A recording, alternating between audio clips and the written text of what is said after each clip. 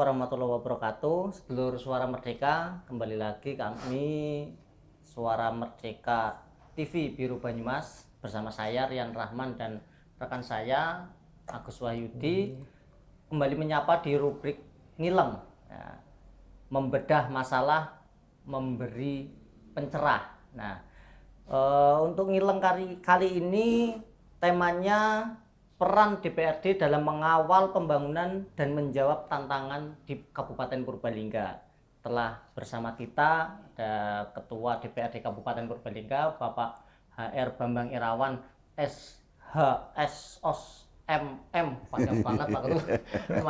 Mas BI ya, kami menyapanya Mas BI ya. Iya, sing gampang-gampang saja. Disapa Mas BI. Apa kabar Mas? Sehat? Alhamdulillah sehat, baik. Sepertinya ceria banget hari ini, ceria banget. Harus ceria selalu ya Mas. Oh, wajib. Selalu ceria. Sedulur Suara Merdeka, bahwa Dewan Perwakilan Rakyat itu memiliki peran strategis dalam menjalankan fungsi legislasi, fungsi anggaran, dan fungsi pengawasan terhadap jalannya pemerintahan daerah.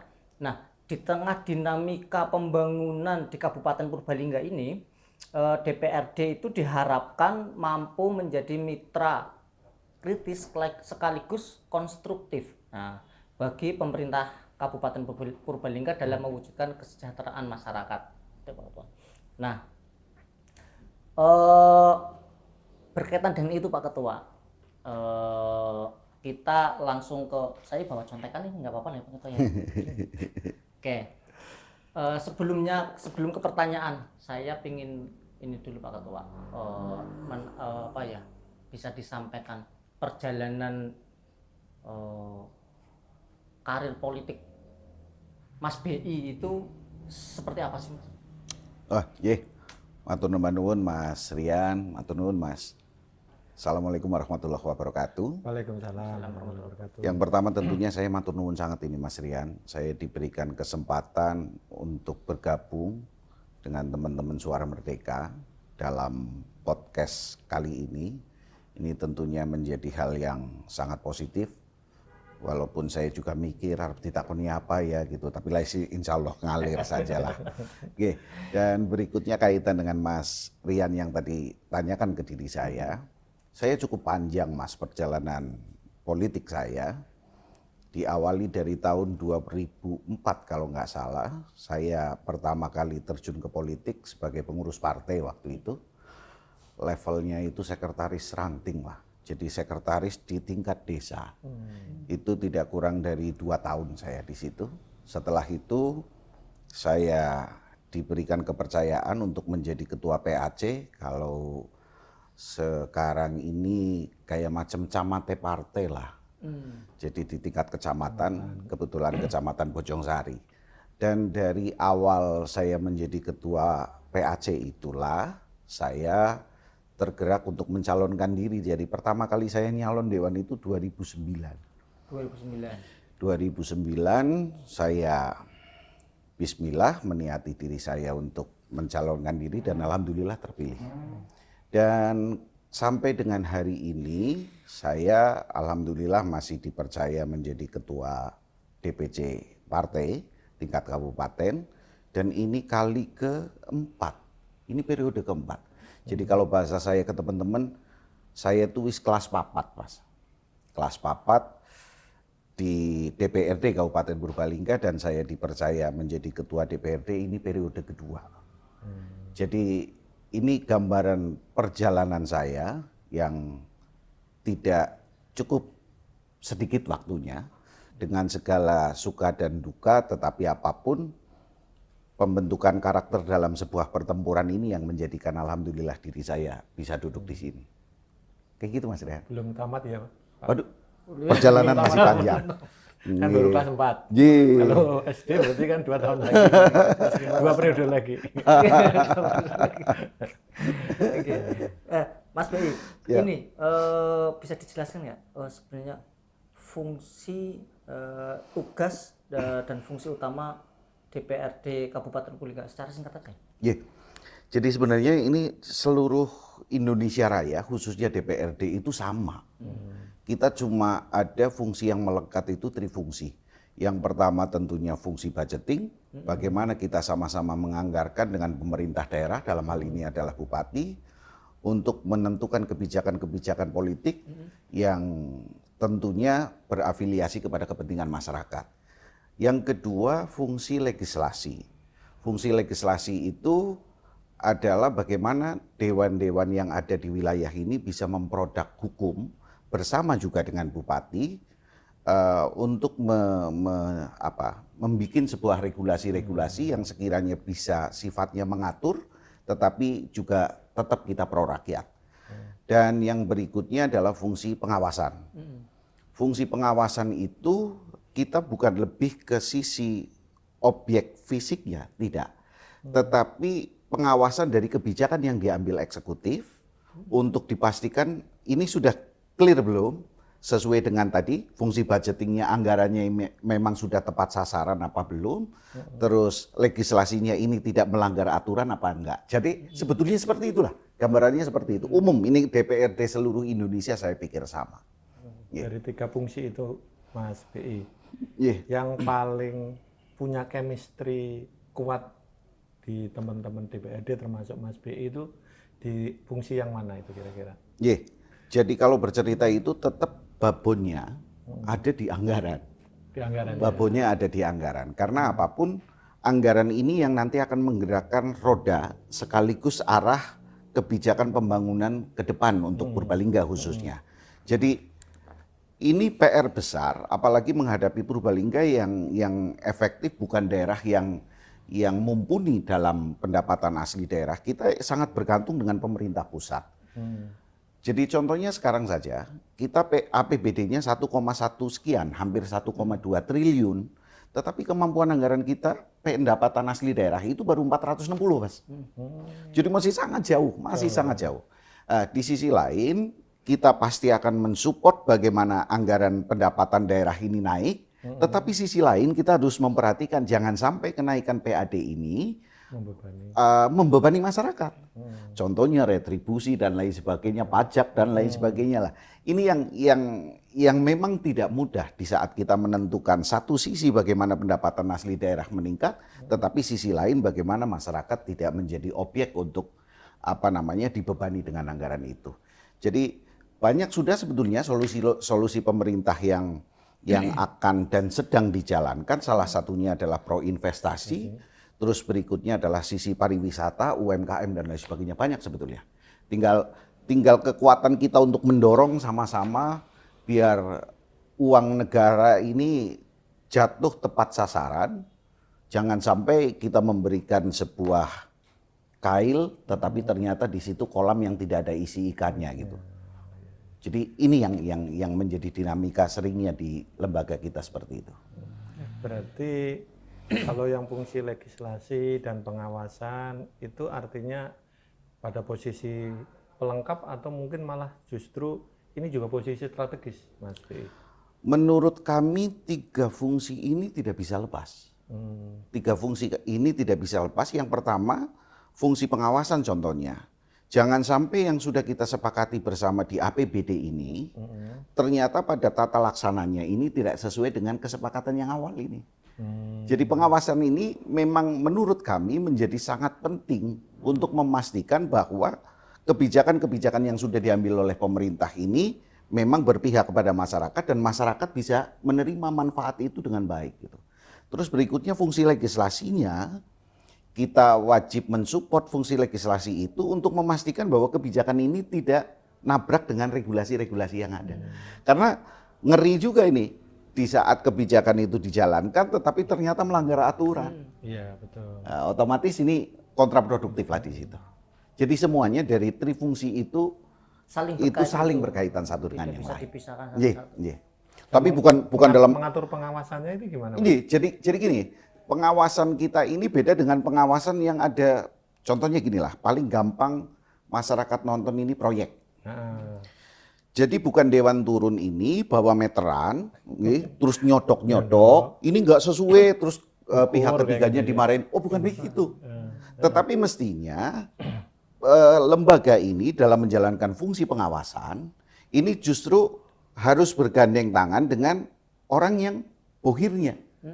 Ini pekerjaannya misalnya di PU dan lain sebagainya. Nah, ini PU dikasih tahu itu kayaknya lah kurang bagus, coba dicek lagi. Nah, ini nyuruhnya ke sini.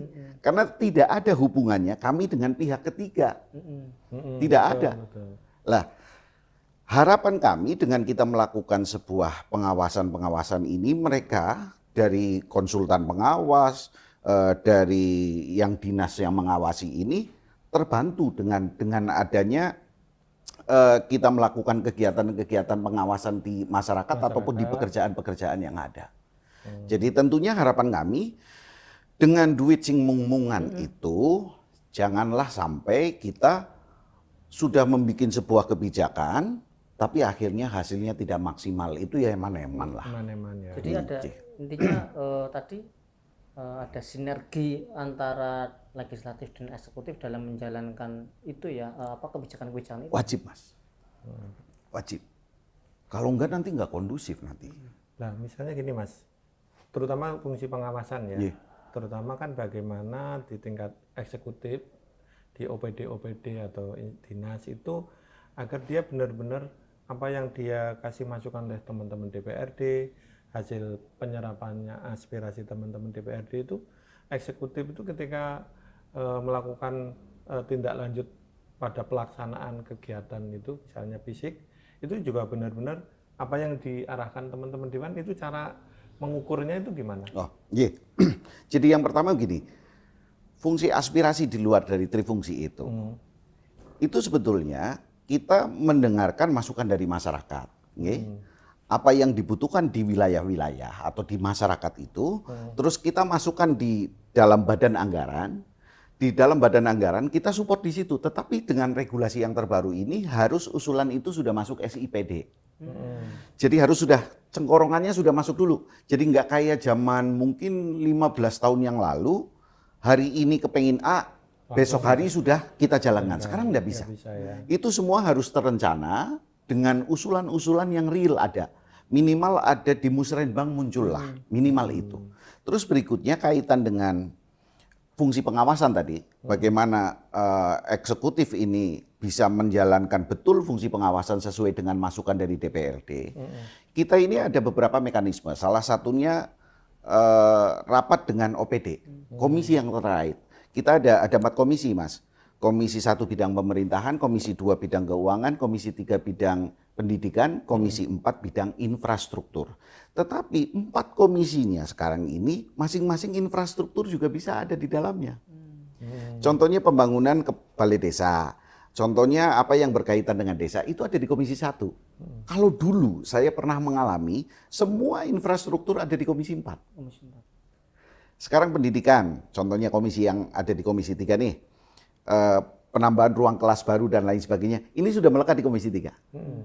Terus di komisi 2, misalnya di sini ada apa ya? Pariwisata ataupun yang lain-lain. Ini ada di pekerjaannya di sini. Nah, komisi 4 ini sekarang lebih irit karena tidak yang menjadi mitra utamanya hanya KPU-an.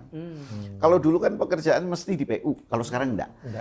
Nah, jadi kami melakukan ada jadwal khusus kita raker dengan rapat kerja dengan masing-masing OPD untuk mengupas sekaligus untuk memberikan masukan-masukan terkait dengan hasil-hasil pekerjaan yang ada.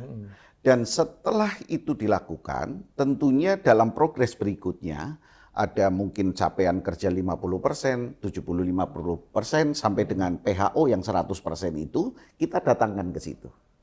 Begitu kita melihat ternyata ini sudah sesuai dengan spek, baru kita persilahkan ke para pihak ini, PPATK dan lain sebagainya untuk menandatangani, menyetujui PHO-nya ini. Tetapi sebelum kita menyepakati itu, kita bersaran untuk jangan disepakati dulu, jangan ditandatangani dulu untuk pencairan anggarannya. Menunggu hasil benar-benar ini kita bisa jalankan baik. Dan sering diperhatikan nggak kayak gitu, Mas? Sering. Sama eksekutif? Nggih, sering. Sering ya? Sering. Khususnya yang sumber anggarannya dari APBD. Nggih. APBD, Nggih. ya. Mas, biasanya kan gini, untuk mengukur kinerja DPRD dengan 3 fungsinya tadi itu, yang paling mudah itu kan kalau fungsi legislatif. Nggih. karena fungsi legislasi ya. Iya, berapa Karena, perda yang kan sudah patokannya kan selesai. jelas Iya. setahun atau masa sidang itu Iya. berapa kali produk. Iya. Tapi nak bicara fungsi anggaran, ini cara mengukurnya gimana? Apakah plotnya untuk teman-teman DPRD yang mengawal ini sekian itu kan belum bisa dianggap ukuran kinerja ya. Iya. Kalau pengawasan juga begitu. Iya, Kira-kira kalau pengawasan sama yang penganggaran itu cara mengukurnya gimana? Iya, sementara ini memang ya kita juga bersepakat bahwa indikator anggaran ini seperti apa kan juga tidak mudah juga. Tetapi paling tidak antara anggaran belanja langsung dan tidak langsung ini berimbang lah minimal. Jadi paling tidak kemampuan anggaran untuk berbelanja ini lebih besar daripada kemampuan APBD kita hanya untuk membayar yang sifatnya rutin, gaji-gaji dan lain sebagainya. Nah, ini menjadi parameter kita keberhasilan sebetulnya seperti itu. Terus terkait dengan pengawasan, ya ini menjadi beban moral kita juga nih sebenarnya. Misalnya baru 2-3 bulan, ini jalan sudah diaspal, kok tahu-taau wis bodol. Ini pusing kepala kita juga. Ini sebenarnya salah siapa juga kita pusing juga ini. Yang sering dipersalahkan malah DPRD-nya punya Betul, fungsi enggak, pengawasannya pengawasan bagaimana iya, gitu. iya. Tetapi sebetulnya kalau pengawasan teknis itu bukan di kita. Betul. Masing-masing di mereka juga toh. Masing di sana kadang Gusti Allah udah beres. Bener. Lah, padahal musuh bebuyutannya jalan itu ya hujan. Malah nyalana Gusti Iya. Allah. Oke, ya Pak Ketua, mungkin itu tadi kaitannya dengan fungsi dari DPRD Kabupaten. Terus ini Pak Ketua, nah jenengan kan saya mengingat Pak Ketua terus kebiasaan. Mas BI gini, Mas BI. Nah, jenengan ini kan umurnya masih muda, sama saya tua saya. Mas enaknya sih ya, Iya, Mas. betul. Mas gini Mas. Jenengan kan tadi perjalanan politiknya itu mulai dari bawah itu ya, terus akhirnya bisa sampai duduk sebagai ketua baik di partai politik juga di legislatif ini. Nah, sebagai seorang pemimpin gitu Pak Ketua, Mas Bey, di konteks lembaga legislatif ini apa sih makna pemimpin itu? Jadi gini ya, kalau ini memang sesuatu hal yang sebetulnya tidak bisa dianggap remeh sama sekali. Jadi tidak semua pimpinan itu mampu menjadi seorang pemimpin. Jadi beban moralnya ini memang tidak bisa kita abaikan gitu.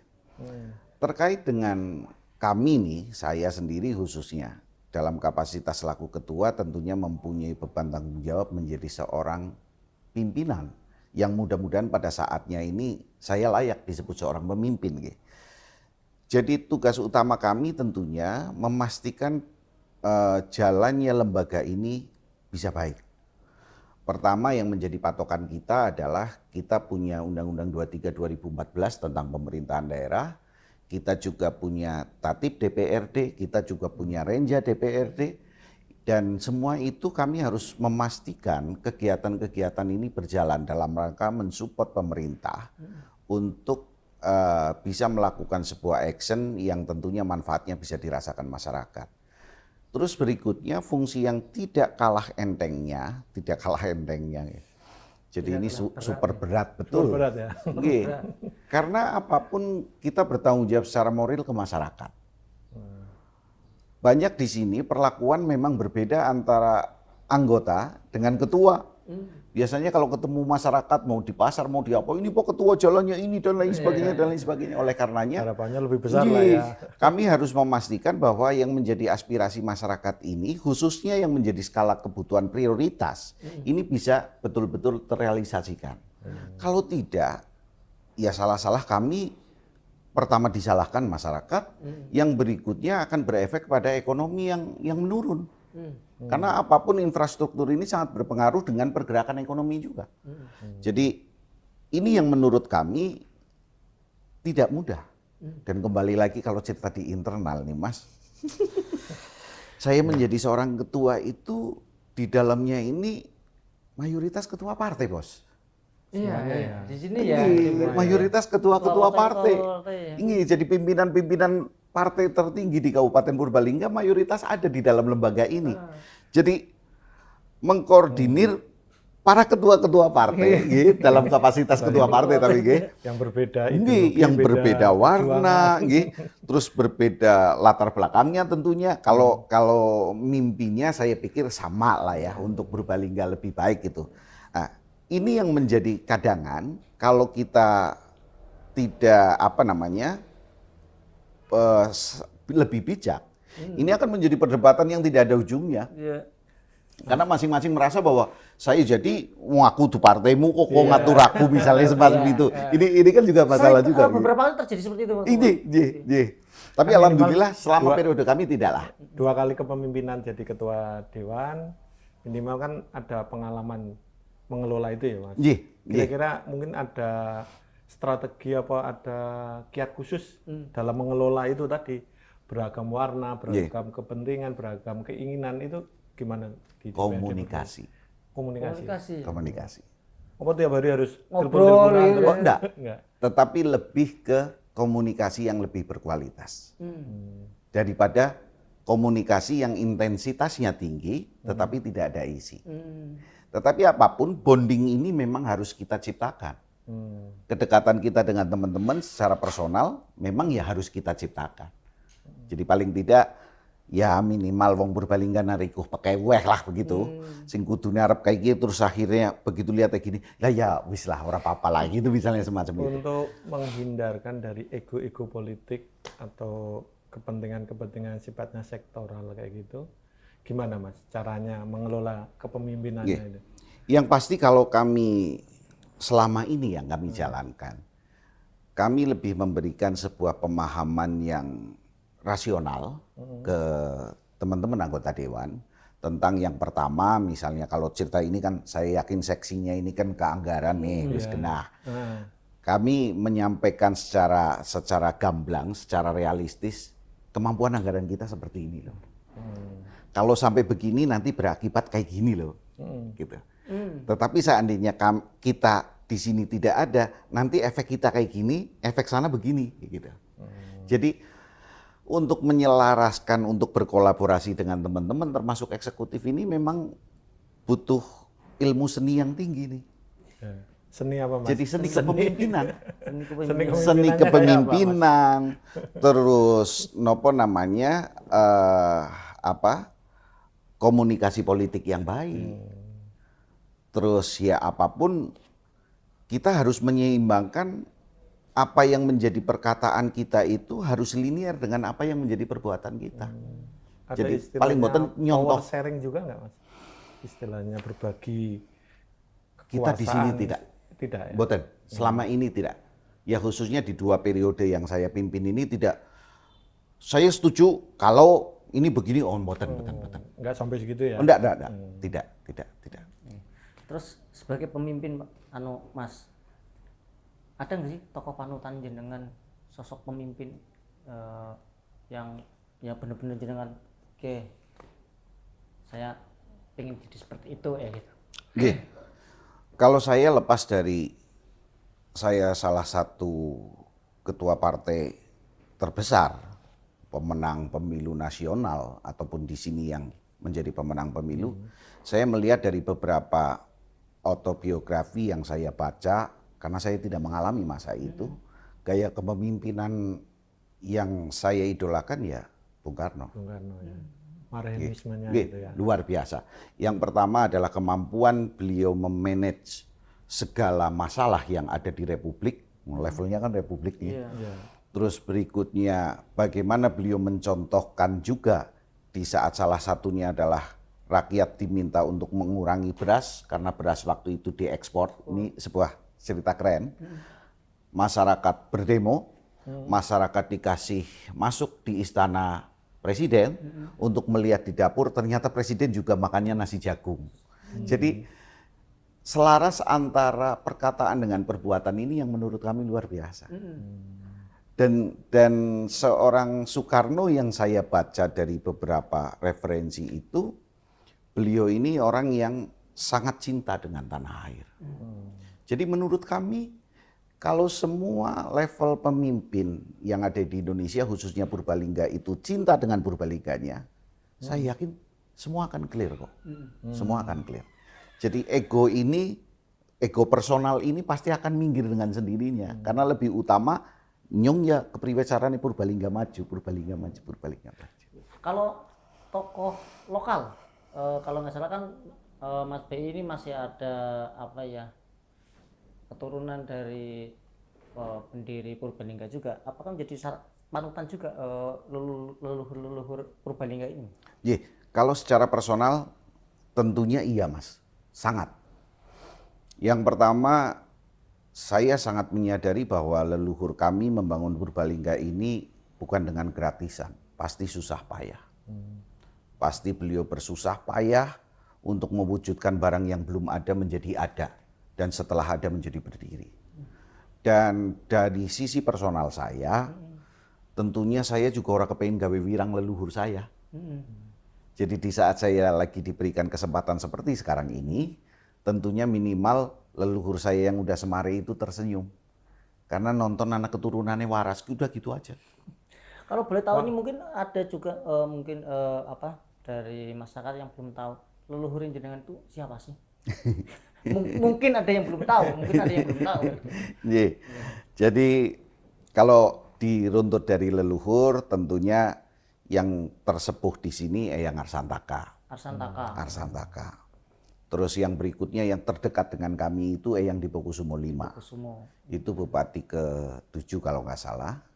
Itu kakek saya. Jadi ya cedek lah begitu. Berarti ada garis turunan bupati ya? Bupati Iya. Pertama 2 3 4. Iya, 1 2 3 4 5 6 7. Ya artinya berarti kan bisa jadi ke depan ada garis keturunan bupati juga ya mungkin ya Mas? Lah ya enggak gitu juga. Kalau saya mah nontonnya ya realistis sekarang karena eranya kan era sekarang lah begitu. Beda ya. Ada kalau jadi calonan mah ya calon untuk diri sendiri mah gampang aja gitu ya. Tapi calon untuk menjadi-jadi itu yang tidak mudah. Gitu.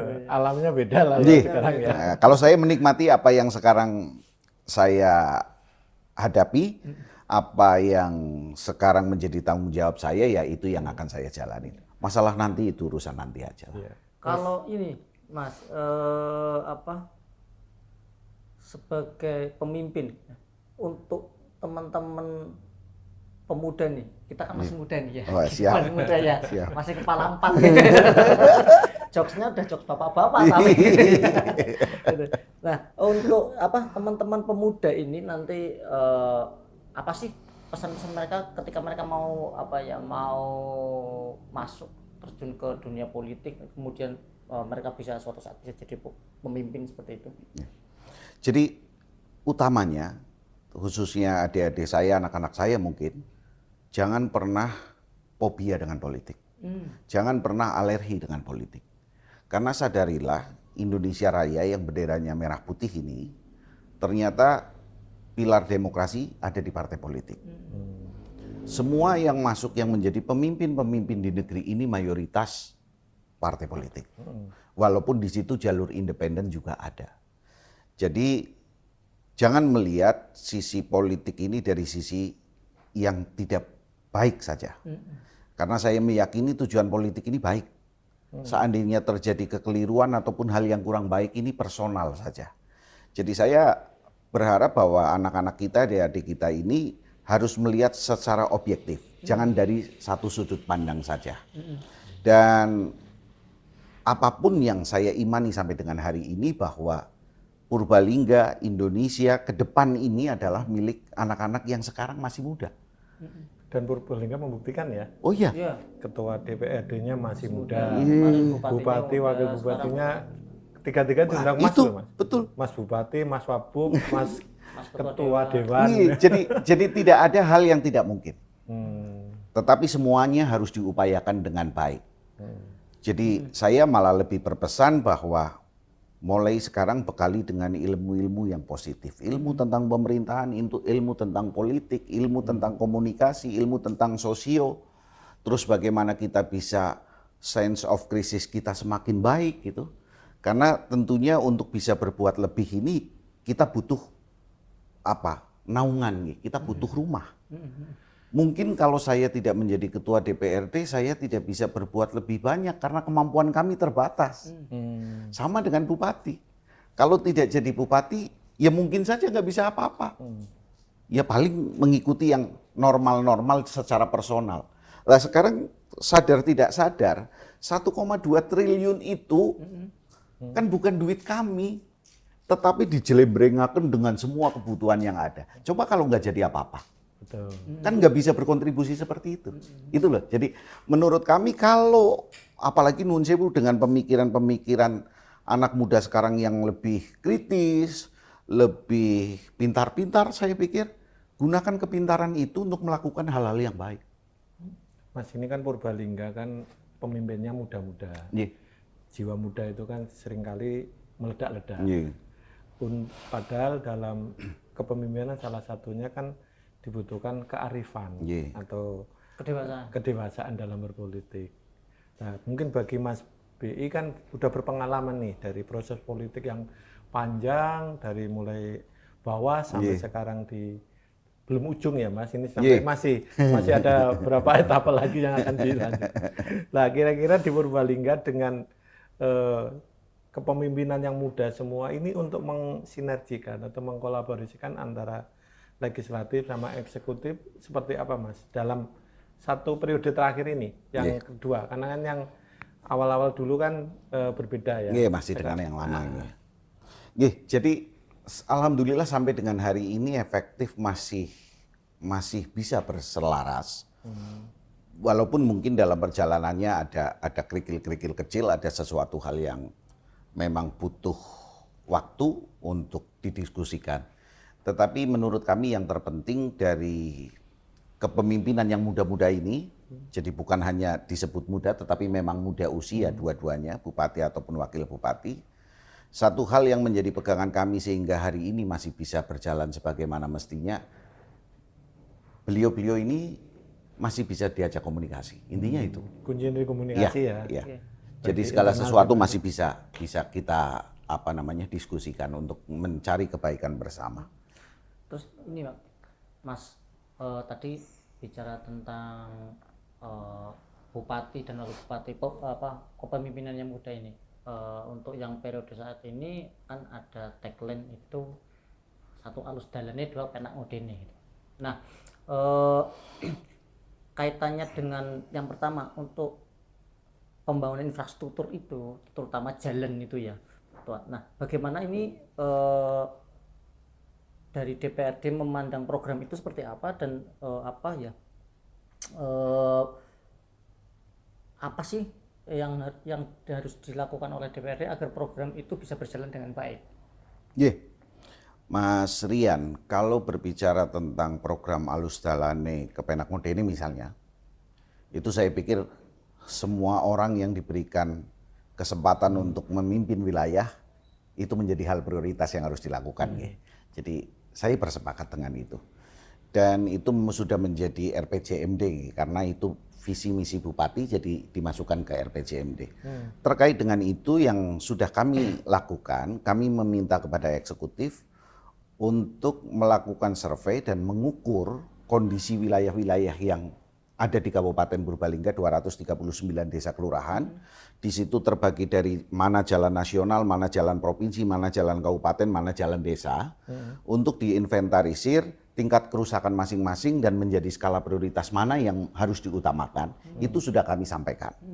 Dan dalam kaitan dengan RAPBD, itu arah untuk ke situ itu sudah di-plotting untuk menjadi skala prioritas utama yang ada di wilayah masyarakat, khususnya jalan kabupaten, Jadi teman-teman Dewan pun mensupport itu.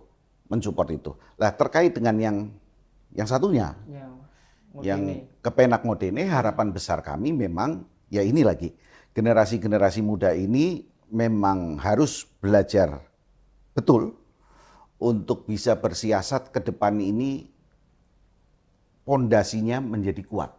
Karena tantangan ke depan ini, nggak bain-bain, karena kalau mentor saya bilang itu tantangan khususnya laki-laki ke depan itu ekonomi. Jadi sekarang ini di era yang luar biasa ini banyaklah sebetulnya potensi-potensi untuk anak muda bisa gali. Jadi baik itu yang ada di handphone kita pegang itu medsosnya wah ternyata kan banyak kreator-kreator yang lahir dari situ. Kami sangat berharap itu dipergunakan dengan baik yang pertama.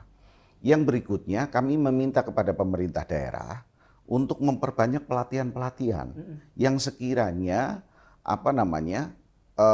itu efektif untuk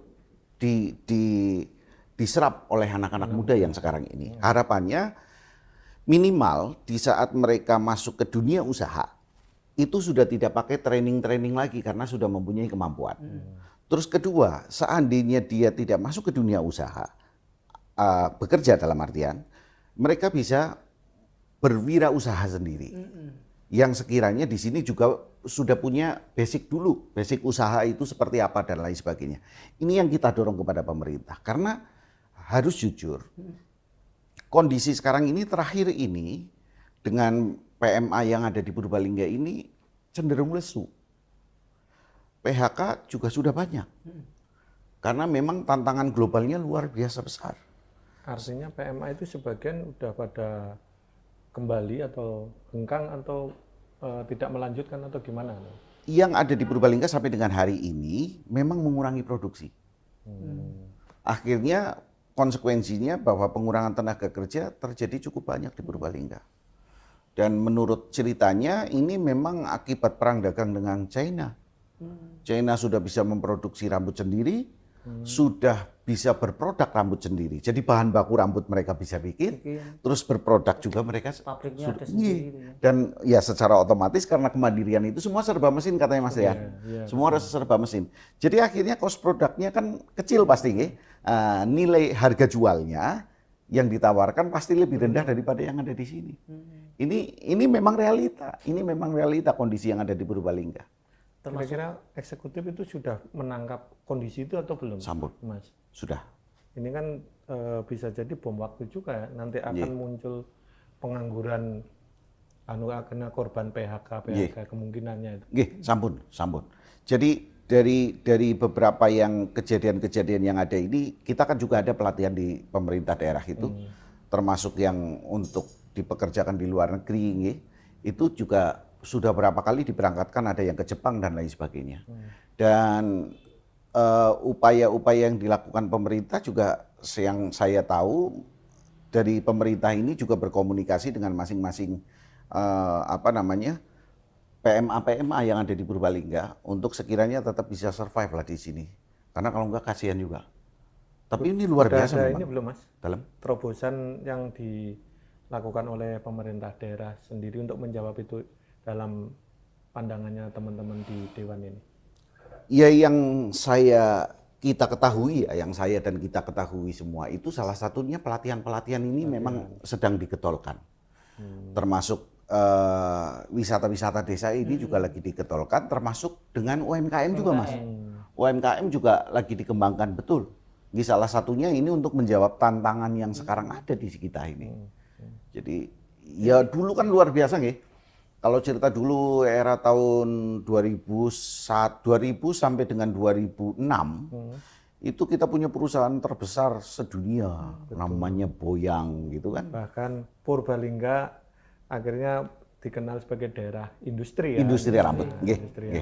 Dan kita sudah banyak PMA. Terakhir yang saya tahu itu zaman saya Ketua Komisi 3 bidang tenaga kerjaan. Jadi yang terserap tenaga kerja di pabrik-pabrik itu tidak kurang dari 56.000 waktu itu. Ini puncak-puncaknya. Itu di luar plasma. Plasma tidak dihitung di dalamnya. Plasma yang ada di wilayah-wilayah desa-desa itu nggak terhitung. Jadi wah ini luar biasa bener lah, luar biasa. Jadi kejenuhan pasar atau dunia kerja seperti itu harusnya oleh pemerintah daerah sama teman-teman dewan juga harus sudah disadari betul ya. Bahwa ini sesuatu yang akan menjadi bumerang di kemudian hari. Injih. Dan sekarang udah terasa. dari sebagian yang lulusan rambut, mereka itu ada sebagian yang berproduk sendiri dan memasarkan sendiri lewat online. Nggih, ada di beberapa wilayah ini. Jadi knalpot juga sama. Knalpot sama. Jadi dulu knalpot itu kan punyanya dusun yang namanya Pesayangan. Nih. Tapi sekarang yang berjualan online tidak hanya di Pesayangan, hampir seluruh wilayah Purbalingga itu juga seperti itu. Nggih. Malah ada yang menarik ini di luar dari wilayahnya lebih sukses daripada yang di situ ada. Wonten. Ya ini tentunya menurut saya ya nilai positif juga nggih.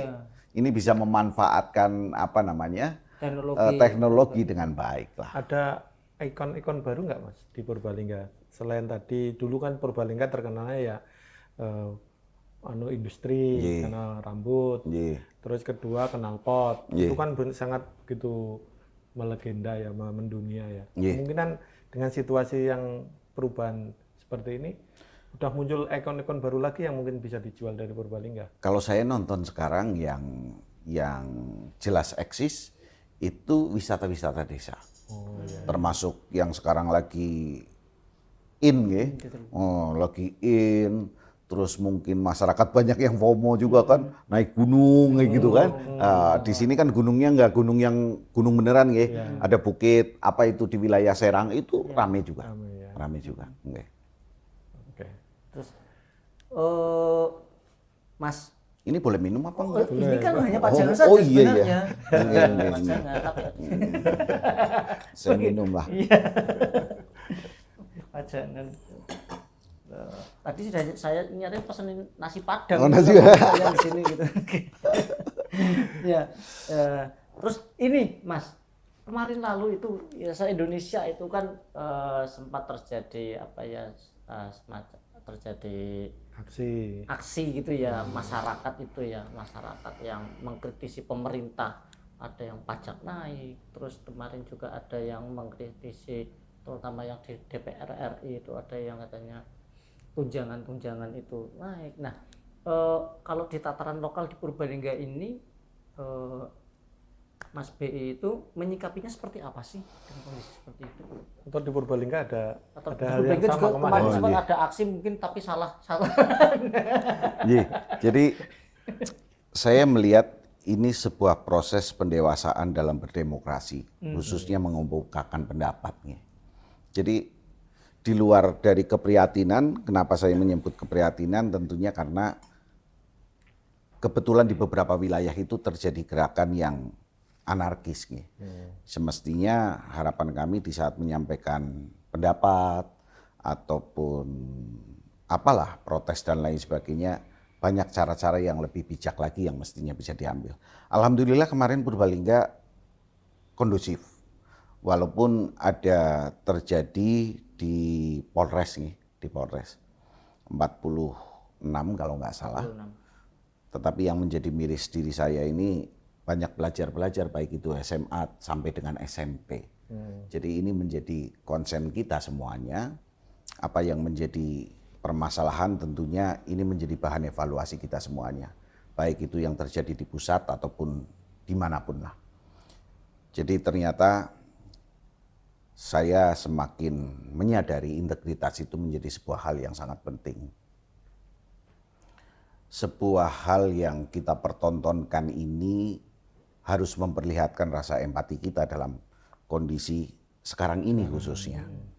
Jadi tentunya tidak menjadi hal-hal yang menjadi bijaksana di saat dalam kondisi masyarakat ataupun ekonomi negara yang seperti ini kok malah kita memperlihatkan sesuatu hal yang di luar dari itu. Tentunya ini menjadi langkah yang kurang bijak. Jadi saya menyampaikan juga ke teman-teman bahwa sudah saatnya kita lebih sering berkomunikasi dengan masyarakat, dengan turun ke masyarakat, bisa lebih mengetahui apa yang menjadi keluhan, apa yang menjadi kebutuhan, apa yang menjadi harapan masyarakat untuk bisa kita dengar dan sekaligus kita support lah pada saatnya nanti dalam ruang-ruang tertentu untuk sekiranya kita bisa mengobati mereka. Dan itu kan jadi salah satu memang fungsinya Dewan. DPRD seperti itu, Nggih, Dewan seperti itu. nggih, betul. Dan kita pergunakan itu dengan forum-forum, ada forum reses. Kita juga menggunakan pendekatan personal, karena apapun teman-teman Dewan jadi kan karena konstituen yang memilih. Nah, konstituen itu kan juga bagian dari masyarakat juga toh. Jadi emosional bonding ini harus dipupuk kembali ke masyarakat dengan menunjukkan empati yang baik, sekaligus sebuah gerakan-gerakan yang positif yang masyarakat bisa merasakan betul. Itu Mas. Terkait empati ini Mas BI, kan sorotan masyarakat kemarin di berbagai daerah ya, itu kan diantaranya kan terkait dengan tunjangan di DPRD. Di antara yang utama itu kan tunjangan perumahan dan tunjangan komunikasi. Kalau untuk Purbalingga kemarin kelihatannya kan adem ayem, atau memang Purbalingga nggak ada kenaikan, atau memang malah melakukan semacam percepatan sebelum ada reaksi publik. Purbalingga memang menyadari bahwa itu tidak perlu dinaikkan, atau gimana itu Mas? Nggih, alhamdulillah untuk Purbalingga tidak ada kenaikan sama sekali. Semuanya tidak ada. Tidak ada karena memang kita melihat bahwa banyak hal yang memang harus kita lakukan dulu untuk masyarakat. Terkait dengan tunjangan-tunjangan tentunya ada rumus-rumus lagi. Besaran tunjangan itu pasti ada rumusnya, kenapa bisa muncul angka dan lain sebagainya. Tetapi alhamdulillah Purbalingga masih terukur dan semuanya terkondisi dengan baik. Apalagi ada kebijakan efisiensi dan nggih. anggaran yang turun ke kabupaten juga dipotong habis-habisan itu seperti itu Pak Ketua. Nggih. Jadi kita sampai hari ini masih pakai Perpres 1 nggih, terkait dengan efisiensi. Termasuk ada DAU juga. Iya nih Mas. Ya terpotong juga. Ini informasi 2026 katanya udah yang dana transfer daerah itu kan semua daerah kena imbas kepotong itu. Nggih. Kita kurang lebih ada hampir 200-an lah. 200 miliar. Nggih. Hampir 200 dan ini terjadi semuanya. Seluruh Indonesia Raya ya. Nah, ini pas pembahasan bersama eksekutif atau bupati, gimana Mas? Cara mengatasi atau mensiasati atau strateginya dengan kondisi tadi APBD-nya 1,2 triliun. Jadi ini antara asumsi dengan realita akhirnya berbeda ya. Karena dalam penyusunan era APBD ini biasanya memakai asumsi jauh tahun sebelumnya gitu kan. Nah, ternyata ini ada cukup badai lah. Ada cukup badai ya. Apa yang kita lakukan tentunya kita menselaraskan. Kita merubah, kita menyesuaikan kemampuan anggaran yang ada untuk kebutuhan yang lebih prioritas di antara yang prioritas yang lain. Tidak ada pilihan. Istilahnya banyak usulan yang dipangkas ya. Nggih. Jadi di antara yang prioritas ini ada yang super prioritas. Ini super prioritas dulu yang utama. Ngaten. Artinya tidak sampai nanti muncul tidak bisa bekerja karena tidak ada anggaran. Nggih. Istilahnya kinerja berbasis anggaran. Nggih. Kalau nggak ada anggaran berarti nggak kerja ya. Nah ini anggarannya menurun misalnya kan, nggak ada anggarannya berarti harus kerja. Enggak, kalau tetaplah apapun ya kita jalan. Tapi ya itu tadi kaitan dengan infrastruktur yang harusnya mungkin 10 titik menjadi 7 titik atau 8 titik. Mungkin seperti itu penyesuaiannya lah. Oke. Mas, ini di akhir segmen ini saya rasa sudah hampir 90 menit ini. 90 ya teman ya. Nah, menurut jenengan Mas, tantangan terbesar DPRD Purbalingga ini ke depan itu apa sih? Tantangan terbesar DPRD Purbalingga termasuk pemerintah Kabupaten Purbalingga adalah bagaimana kita bisa menggali kemampuan anggaran daerah kita. Jadi bagaimana kita bisa menggali sumber daya alam yang ada. Bagaimana kita bisa meningkatkan sumber daya manusia menjadi lebih bagus, yang siap untuk bertempur begitu nih. Dan berikutnya endingnya adalah bagaimana kita bisa menggali pendapatan asli daerah yang bisa mensupport kebutuhan-kebutuhan di wilayah kita. Ini tantangan terbesar kita. Oke.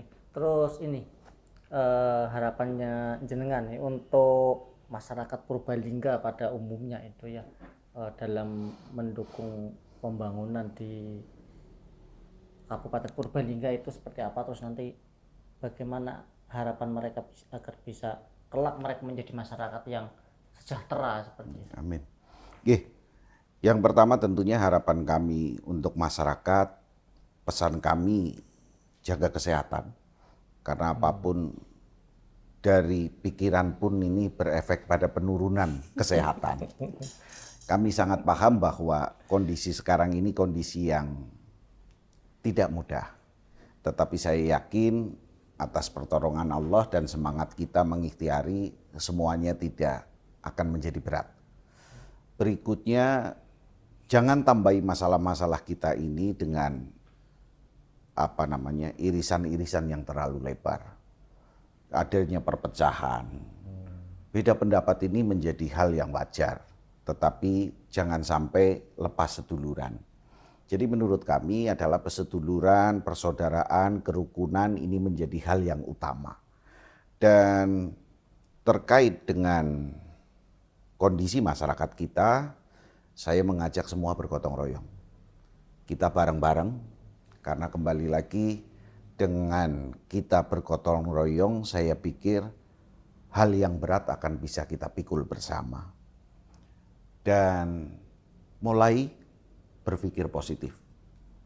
Karena menjadi sangat berat di saat kita berpikir negatif. Untuk mendapatkan energi yang positif.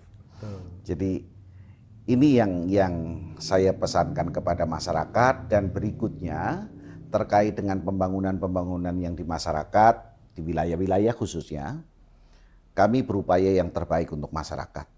Tetapi kami mohon dengan sangat pekerjaan-pekerjaan yang dikerjakan di wilayah, mohon betul dibantu kami untuk diawasi dengan baik. Pengawasan ya. Pengawasan. Seandainya ada hal-hal yang kurang tepat, tolong kami diinformasikan. Terus setelah jadi semuanya, bentuk syukurnya adalah ayo kita pelihara bersama. Kita jaga bersama apa yang sudah baik itu untuk awet.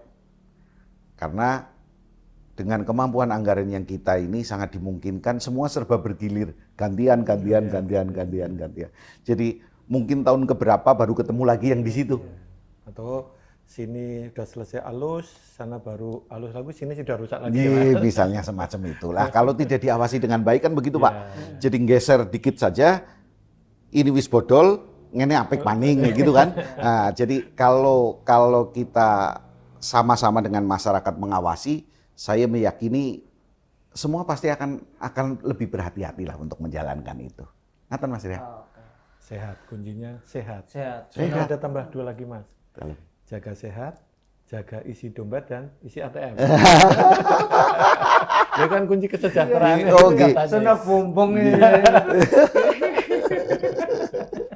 Baik, oke, alhamdulillah tak terasa udah hampir 1 jam kita ngobrol diskusi. Mau nambah lagi? Cukup. Nah, ini udah kalau kita kulit lebih jauh lagi bahaya nanti. Di luar kamera. Baik, sedulur Suara Merdeka, demikian podcast kita edisi Ngileng pada kali ini. Kepada Mas BI, terima kasih atas kesempatannya bisa berdiskusi bersama, ngobrol bersama dengan kami dengan Suara Merdeka.